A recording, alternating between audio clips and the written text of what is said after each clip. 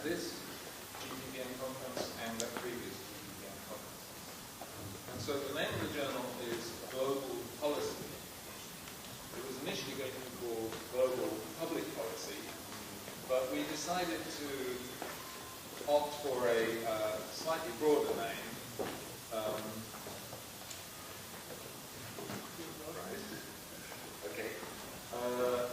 Because quite a lot of policy making that takes place in the global arena is not done through orthodox governmental bodies. It's done through a range of other public and private and semi-public bodies. So the global policy is designed to cover the full range of issues and analysis. And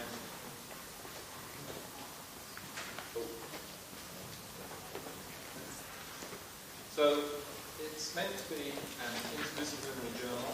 It's not an international relations journal. It's not a political science journal. It's not even a global governance journal, although one of the editors is David Howell, who is from LSE and sends his apologies. He really wants to come, but he has to go to the Gulf to the World Economic Forum or something instead. So it's an interdisciplinary journal across the social sciences. It's designed to bring together leading academics and leading practitioners in the same way that the GPPN conference has so successfully done. And it's designed to analyze a full spectrum of global policy issues. So the three areas where we're particularly seeking as a sort of primary area, but particularly seeking solutions are understanding globally relevant risks and global scale collective action problems. And that, as we know, is a huge landscape of issues now and getting more populated and more serious by the day. Second, we're interested in policy challenges that have global impact. And finally, we're interested in the many competing and converging discourses about global risks and policy responses. So this is another incredibly important, incredibly fertile work and debate and interest. Now I'm going to hand over to Ada Mag, who's one of the co-editors with David Howell himself, and she's going to just take you through a few more stages. This may be... I can use this. Right. Patrick said we primarily see the first three areas he's mentioned, but that's not an exhaustive list by any means. And building on the first three areas, we are also looking to build up a database of case studies, but especially case study policies that have implications and lessons for other countries and regions. So not just one or two country studies if possible, but also case studies that look at how to define solutions and formulate problems as well that make sense across the world, so to say. We're also looking at institutional arrangements that inform policy developments and policy innovations. So we're looking at how policy responses are formulated, how agendas are set, and who the actors are. We're looking at the politics of agenda setting and politics that guide some of the institutions that through which these policy responses are mediated. In doing so, we're also looking, and this is going to be quite a big challenge to us all, looking at conceptual, theoretical, and methodological innovations, because the time has come to move forward in thinking about global policy and sometimes global public policy that goes beyond what Patrick likes to call methodological nationalism. So we're very much interested in looking to push the boundaries of the methods that are available in this field so far, because we need them really to explain how certain kinds of policies that are new are being developed. All right. Underlying all of this, and underlying our rather ambitious aims, I should say, is a little sort of idea on what global policy really is. And we have worked on this. It may look a little bit fuzzy, but it's not really. There are two levels we look at in terms of the subject area of global policy. One is looking at global risks and challenges. In other words, what are the sort of triggers for policy development and innovation? And one is the level of where policy is made, at which levels. And of course, in this case, we're seeking to make it as comprehensive as possible.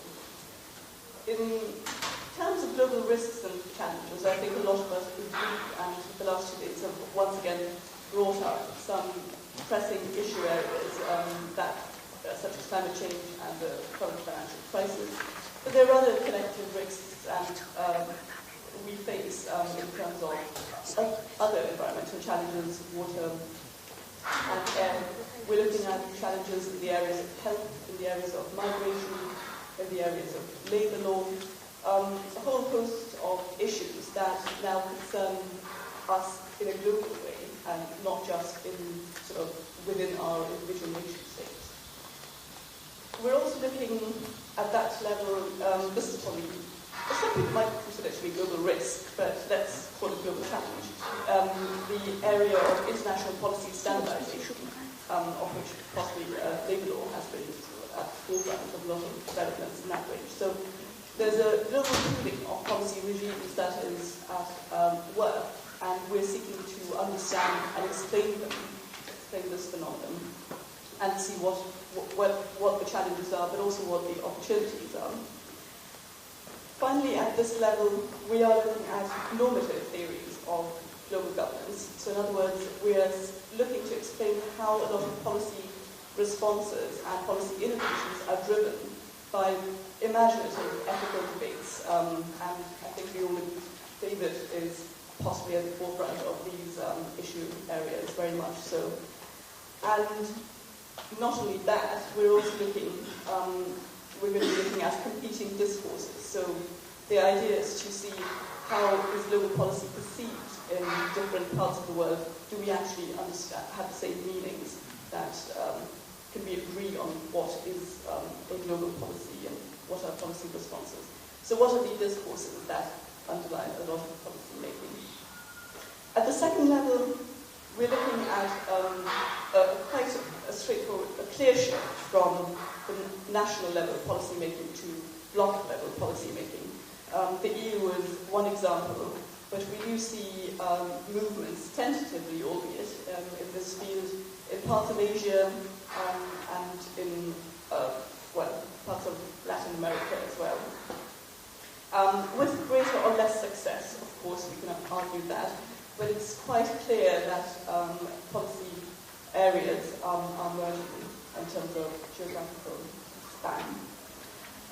We're also looking at a world that is increasingly seeing a shift from a single polar system of governance to a multipolar governance. And this also means that we are looking at a world where policy innovation is happening in different parts of the world, and sometimes with implications for other areas and sometimes with less. But they're powerful, influential developments, and that is something we wish the journal to sort of pick up on.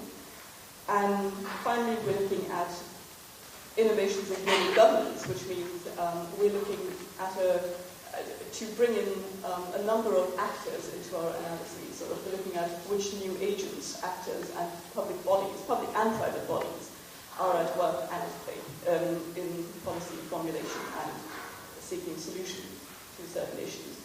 I'll let Patrick carry on from here. Well, it's getting a little bit late, so I'm not going to go through too much of what's on the next couple of slides.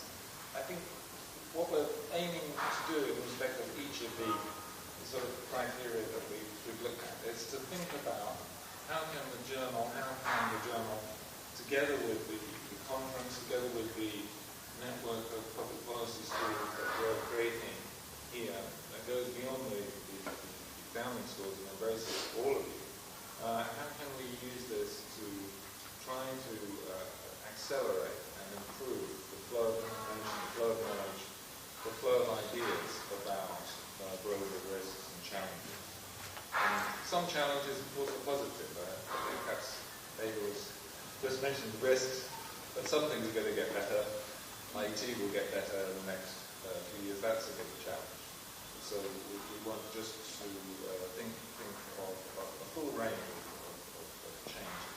And what we're aiming to do is to help academic work catch up, be more relevant, be less silent, be more looking ahead, look over the horizon more, help policymakers to find innovative and constructive solutions.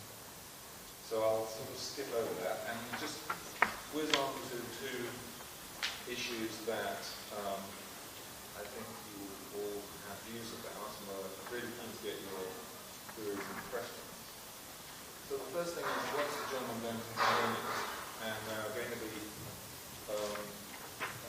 a number of main articles, which will be about 8,000 words long, and these will be very good contemporary social science, explained in an accessible and professional way.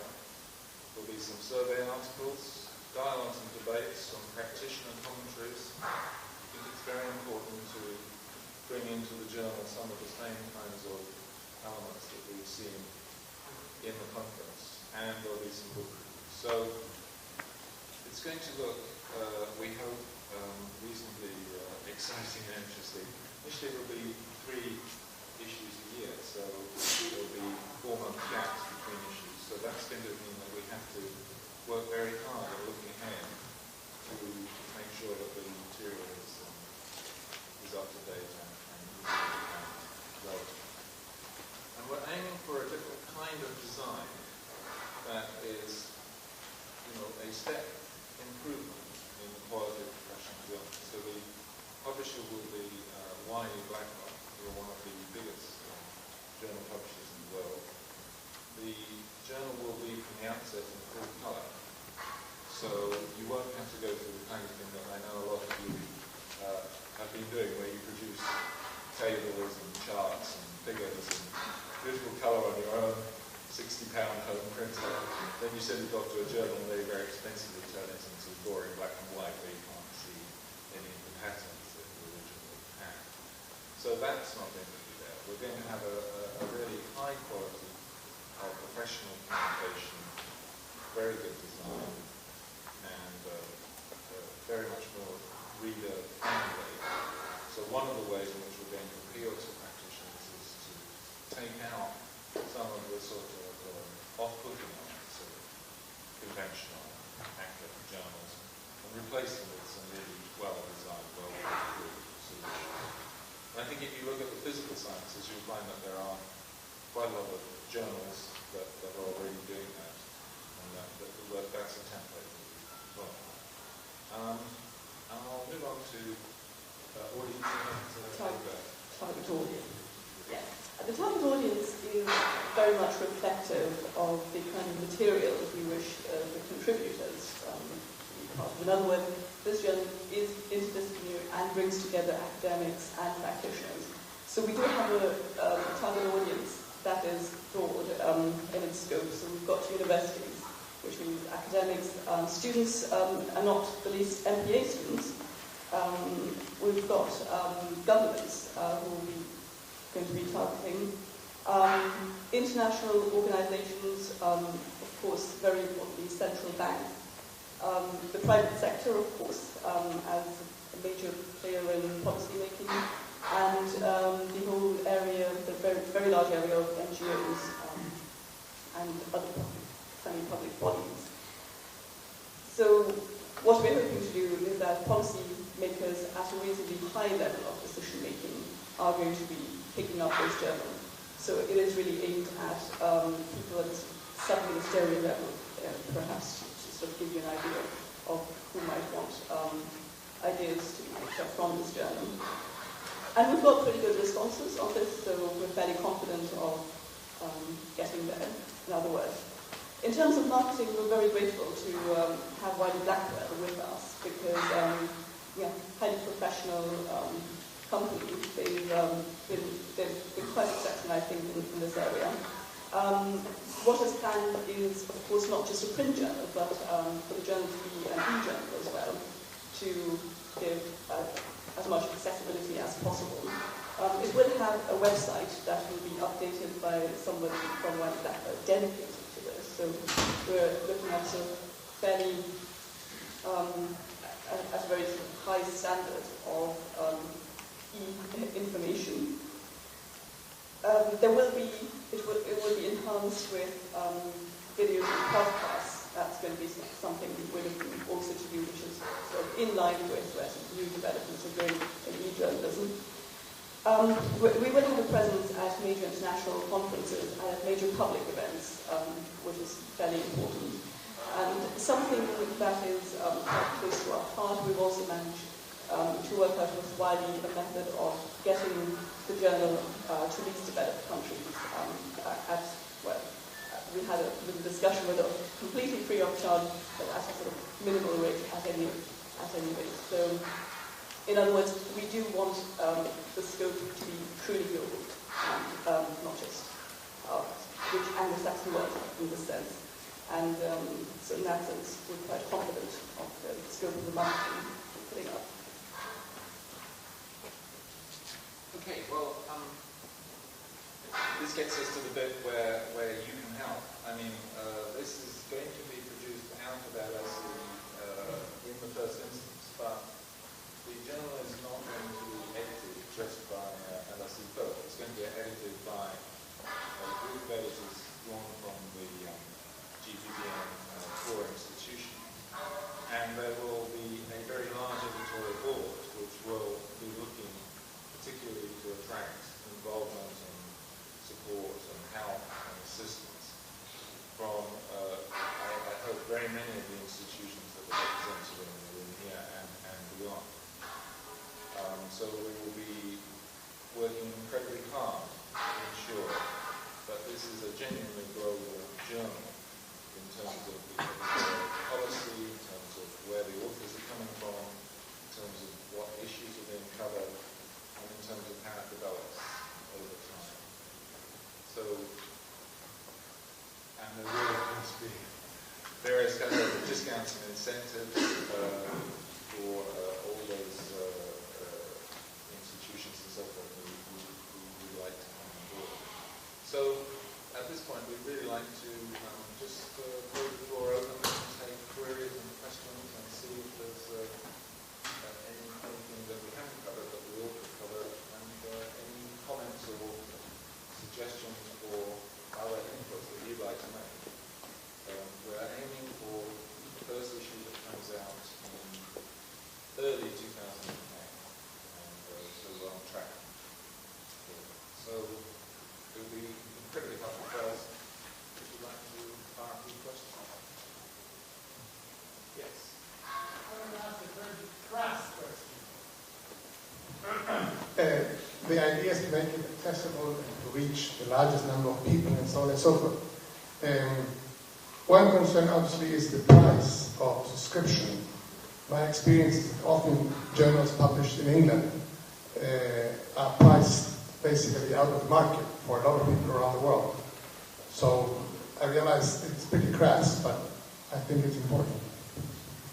Well, you're asking me about something that I can't actually say anything at this point in time, because pricing decisions were something that, a little bit later on in the process. We're certainly not aiming for an out of the normal kind of social science journal price. It is important for us to get institutional subscriptions, and you'll know that new print journals are not exactly thick on the ground at this point in time. So it's a measure of the confidence that the publishers and we have in the program that there's been enough commitment to really go with a print journal format as well as an electronic format.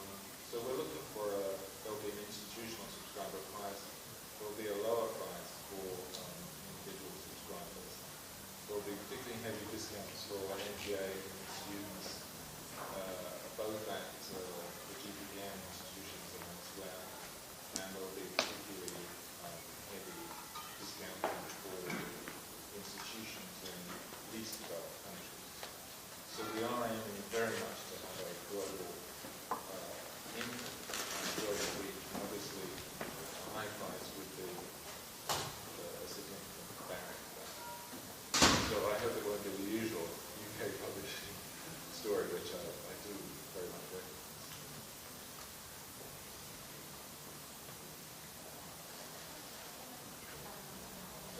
I'm not sure this is a good question or not, but anyway, you haven't really talked about the subject matter areas, and I'm wondering, is it let there be light.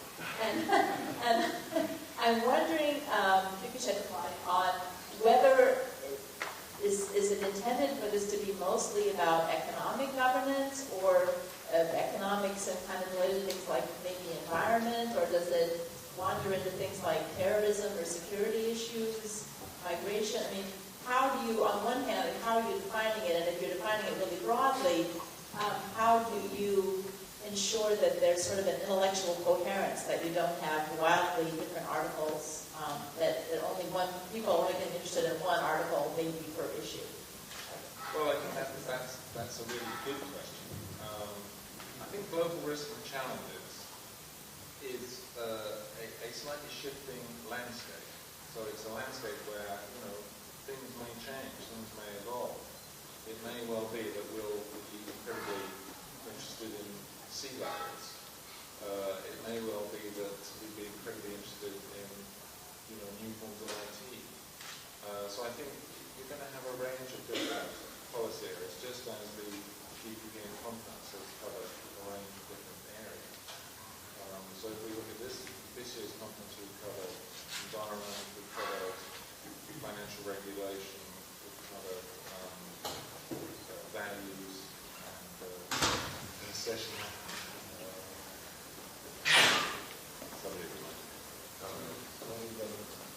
Global governance, of course. Sorry, I have to get that, Kishore. So, that's just fairly indicative. I think we're going to see, around about 8 areas that are going to be regularly covered. There will always be global governance issues. There's always going to be environment. There's always economic and financial regulation. IT and technology changes that have global implications. Environmental. I think that's the sort of repertoire that we'll be looking to keep contact with. One of the reasons why there are a number of different elements in the journal output, so some longer, some shorter, is that we're very keen to make sure that each issue has something that's of interest for a wide range of constituents. So I think, in terms of disciplines, we're casting the net quite widely. In terms of what's global, we're casting it, quite selectively. So we don't want to have lots of case studies that are very tendentiously related to some global issue. But we do want to get people in working disciplines who very often find it hard to, find a good forum to link across to other disciplines and to think at the global policy level. This is what the journal is really aiming to do.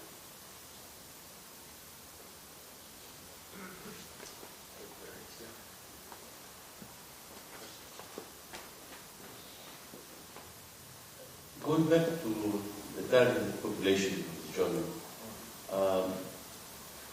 is it really academics that you are targeting, or decision makers and perhaps students? The reason I'm asking the question is that depending on the criteria that you're going to choose to set in selected papers, if the work that you select is highly formalized, most of researchers have that bias today. If they are highly formalized, then most likely the target population should be academics rather than decision makers. The decision makers will not have the training in general nor the time to look at research work that is highly formalized. If instead we are going to have a review that is similar, let's say, I don't know whether that's the case or not, similar to the world economy, for instance, where you have policy relevant papers that are not highly formalized, but still, it's a respectable journal.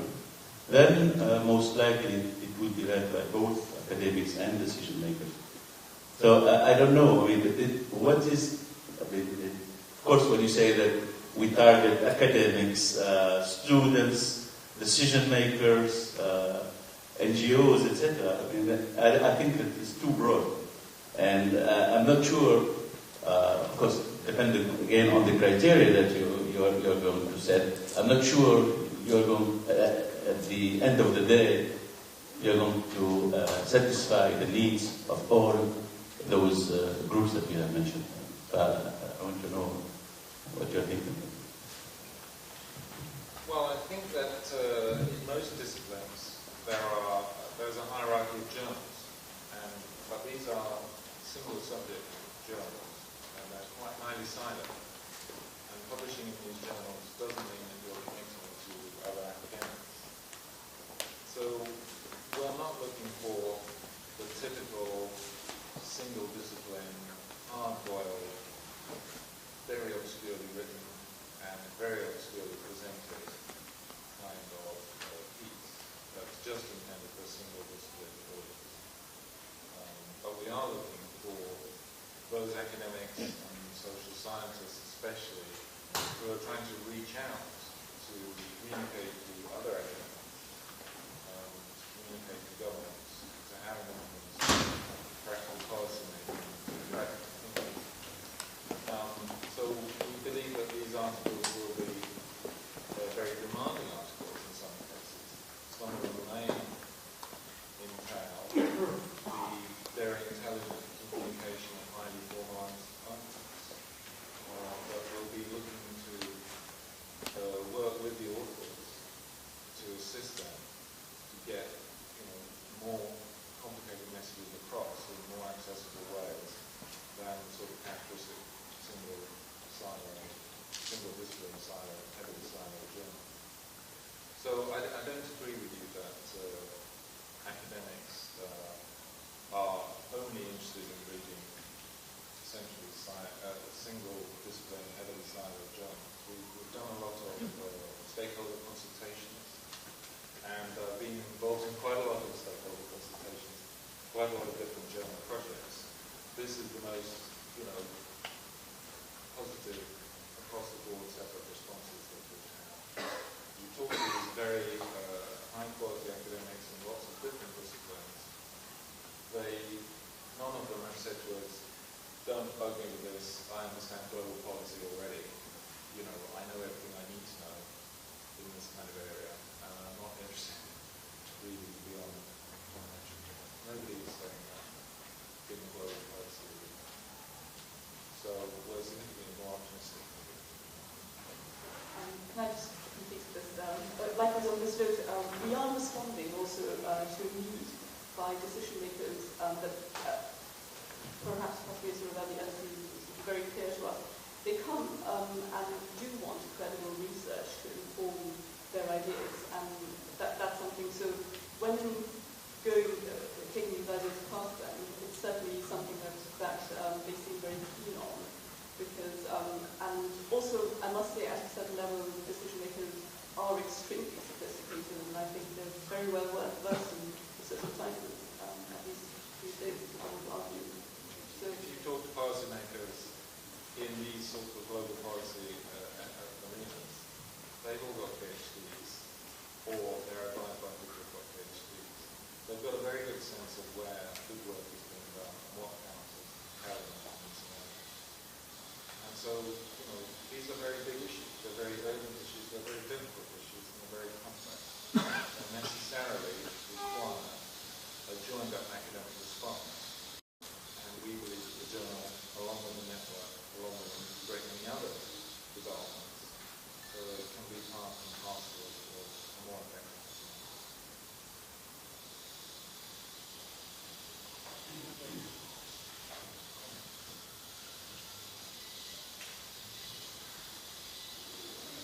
Just to know if the journal is accept papers only in English. Thank you. That's a very good question. What is the language? I mean, the language is at the start going to be English, but we have been looking at a number of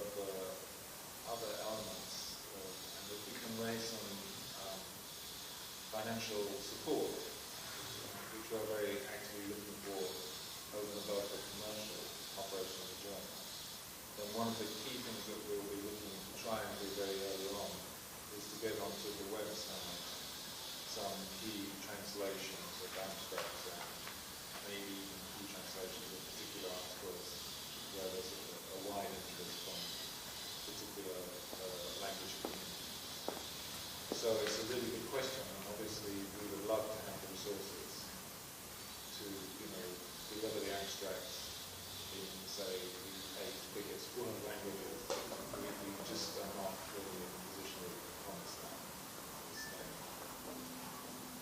But we are very keen to get submissions, and even submissions that are not necessarily in English in some cases. We'd be willing to consider the translation. So I agree with you, that's very important. Is there a journal out there in another field that is something of a reasonably close model for this one? Okay, so you're asking me, is there another journal that this is like, but in a different field? That's right. Exactly. Well, I think we're very influenced by Nature, which is, has some very, very no-holds-barred type academic pieces, along with a lot of other pieces of the kind that we've got here. And particularly we're interested in, I don't know if any of you read genomics or brain surgery type things, but there are some journals called Nature Reviews, which do the same sort of job that we're thinking of doing here, and are very accessible and very well communicated. So we look very carefully at a lot of different atoms and atoms, and those are the closest ones that we see. Economics is another one that we have looked at closely.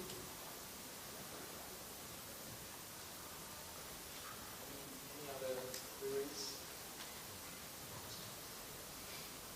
Thank you very much for your time and attention. It's very good of you to give us so much of your time at such a late hour in the day. Thank you very much. And if there's anything that we can do or say about the journal further, we hope very much that you will take back up, obviously, that you think about contributing, and that you mention colleagues and decision makers and so on. And we hope that you'll be endlessly bombarded with materials as we run up to the first issue in early 2010. Thank you very much.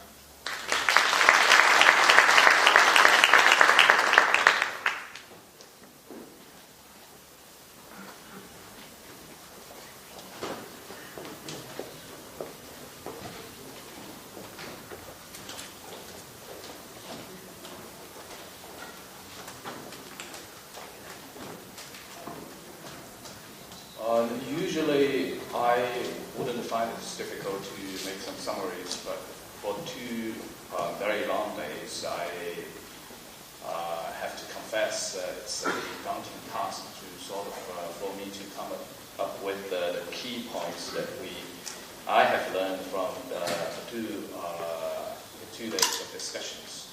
As I mentioned in my opening remarks, we face very daunting public policy issues today. And we have picked up a number of key issues.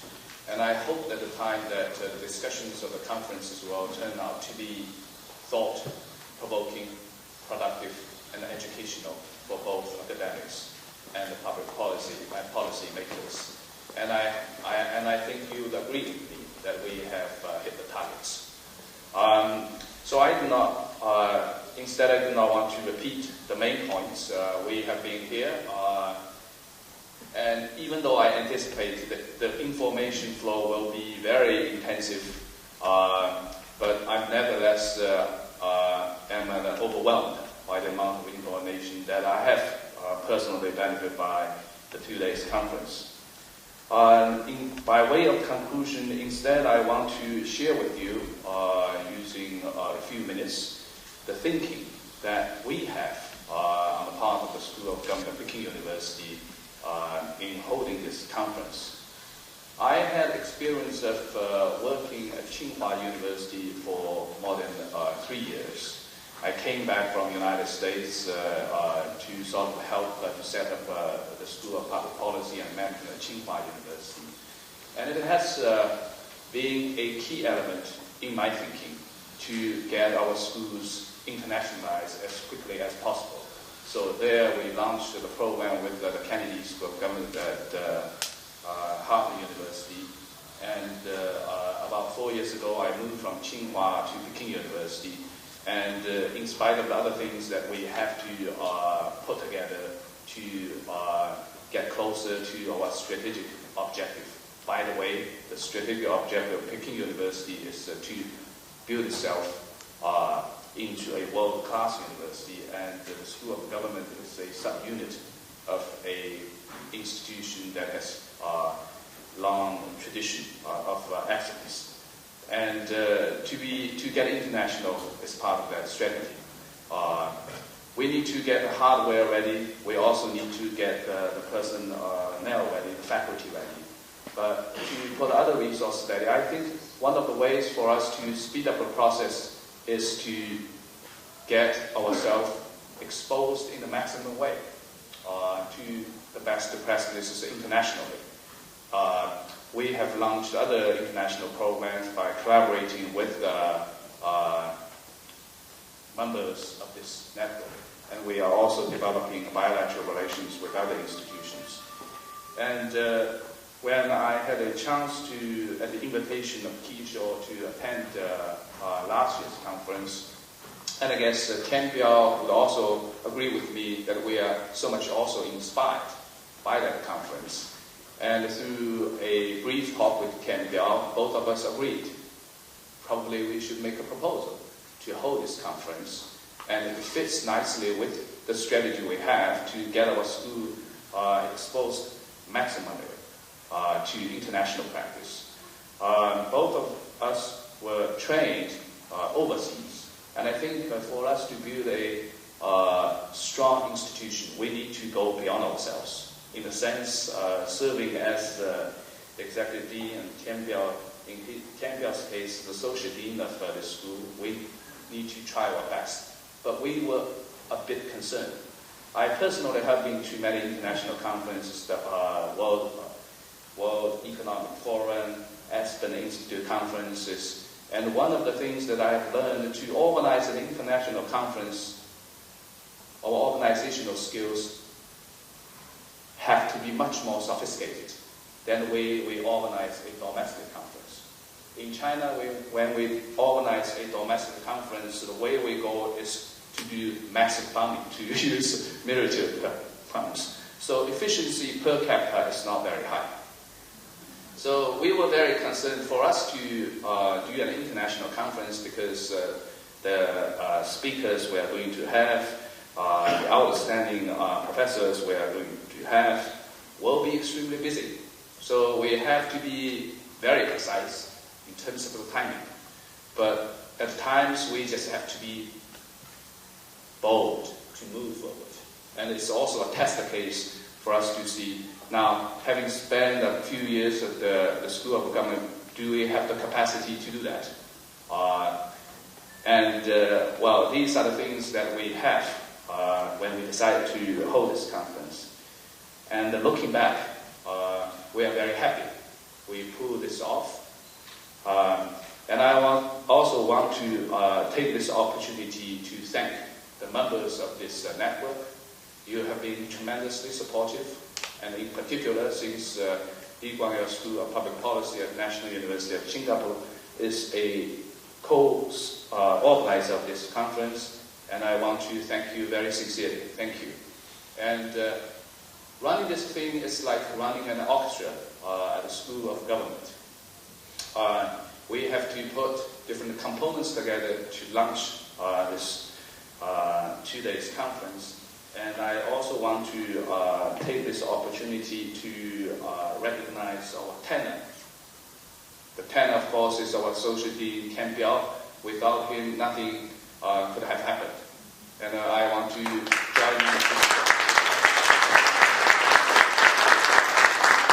And I have a very soprano by the name of Sarah Meng. Surprisingly, I also want to recognize his contribution.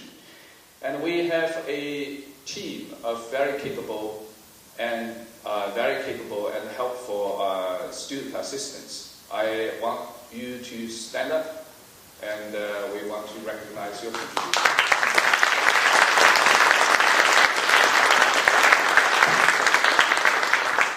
And I also want to recognize my brass, who have been working behind doors. Some of them are standing in booths like that.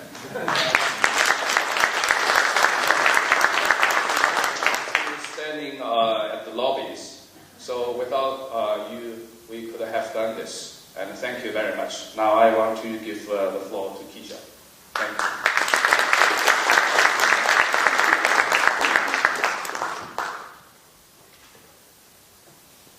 Thank you very much, Fujun. I actually do have a long 1-hour address that I prepared. But I realize, one of the first things you do with the speaker is to sense the room and say, how much can this audience take? And my calculation is about 3 minutes. So in 3 minutes, I'll make 2 points to complement the remarks that Fujun has made.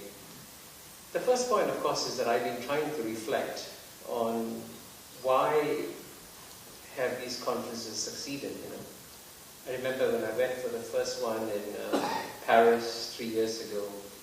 If you had told me that we'd be in Beijing, 2 years later, that we've grown so much, I'd have said, no, what happened? But then it has happened. And clearly, these conferences are developing a momentum of their own. And in trying to understand why this is happening, I came up with 3 reasons. The first reason, I think, probably the most important reason, is that these conferences try to address real issues and real challenges. I think one thing that's come through very clearly in the discussions that we are all aware, especially now in the wake of the financial crisis, that all the great challenges are global. And that we have to find fora, create fora, where we address these pressing global challenges. And to the best of my knowledge, I don't think there is an alternative global public policy forum that exists. And in that sense, we have created something that's quite unique and quite special. The second reason why I think it's succeeding is because we managed to develop, I think, a right mix and balance in the contents of these conferences. The organizers call the first day, by the way, a mini Davos. And the idea of a mini Davos is to try and get, frankly, a diversity of views across. And certainly we got that in every issue that we discussed yesterday, whether it was values or the environment or financial situation. Or even in the first panel of global governance. I mean, I must confess that before I came for the panel discussion yesterday, since I talked to lots of global governance wallahs, I assumed that everybody supports global governance. And then we had Tom Christensen sitting down there and saying, what is global governance? I never heard of it. And you begin to realize that there are different points of view. And this afternoon when I went to a session chaired by Patrick Dunleavy, he says, I disagree with Kishore. I don't believe in global governance. I believe in global government. Now that's a point of view which I rarely hear. So anyway, you get a sense of the diversity of views. And that's what I think gives these conferences great strength.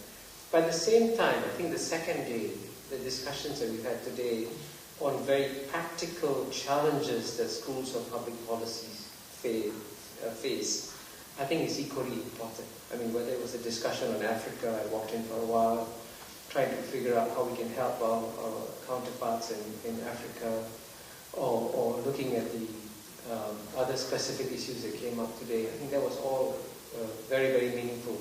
And of course, it was very good to end here with these specific research topics, research areas we can work on, and of course the launch of this journal is a remarkable new development. So you have the broad general discussions and you have very specific things that come together in a conference like this. And of course the third reason I think why these conferences are succeeding is also because we manage to change the venue each time. And it makes a huge difference your perspectives do get conditioned by where you're speaking, whether you're in Paris or Singapore or in Beijing. And here the good news I have for all of you is that I cannot confirm this, so I cannot make a formal announcement, but it is likely that this conference will be held again next year in the October-November window in a completely different geographical location. The 4 GPPN partners met this morning and we are in a fairly advanced stage of discussions on where the next conference will be. So hopefully you will receive an email in a few weeks' time telling you where the next conference will be. And we hope that you will come to it and continue to support it in the way that you have, because it is your support, frankly, that is very critical for these conferences to succeed and to grow. Now, my second point, of course, is a very simple one, just to build on what Fujun just said, that no such conference takes place without the tremendous hard work, dedication, commitment. And I like your analogy, Fujun, of the orchestra. You mentioned the tenor, you mentioned the soprano, you forgot to mention the conductor. So I think it's my job now to thank both the conductor and the entire orchestra, and I hope you'll join me in another round of applause for them for the excellent installation.